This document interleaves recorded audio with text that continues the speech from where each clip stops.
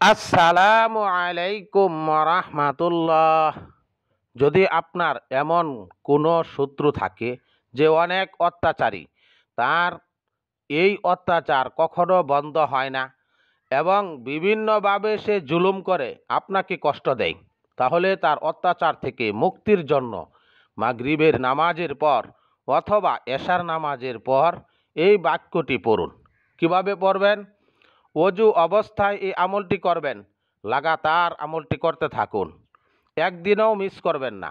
সর্বপ্রথম 3 বার দুরুদ ইব্রাহিম পড়ুন, অতঃপর 322 বার এই বাক্যটি পড়ুন, রব্বি আন্নি মাগলুবুন ফান্তাসির, রব্বি আন্নি মাগলুবুন ফান্তাসির। অতঃপর শেষে আবার 3 বার দুরুদ ইব্রাহিম পড়ুন। ইনশাআল্লাহ আপনার শত্রু আল্লাহর আযাবে গ্রেফতার হবে, বিপদ মুসিবতে পতিত হয়ে যাবে, আপনার কোনো ক্ষতি করতে পারবে না। শত্রুর উপর বিজয়ী হওয়ার জন্য আমলটি করুন। যদি কোনো ব্যক্তি শত্রুর কবলে পড়ে যায় এবং শত্রু অনেক শক্তিশালী ক্ষমতাবান হয়, তাদের উপর বিজয়ী হওয়ার জন্য এই বাক্যটি প্রতি ওয়াক্তে পড়ুন, অর্থাৎ 5 ওয়াক্ত নামাজের পর 100 বার এই বাক্যটি পড়বেন। কিভাবে পড়বেন?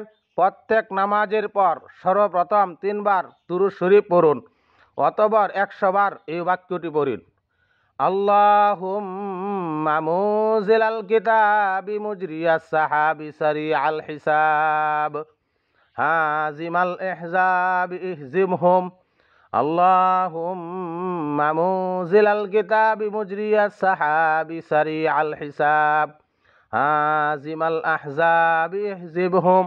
শেষে আবার 3 বার দুরূদ শরীফ পড়ুন, অতঃপর দোয়া করুন, ইনশাআল্লাহ দুশমনের উপর বিজয়ী লাভ করবেন।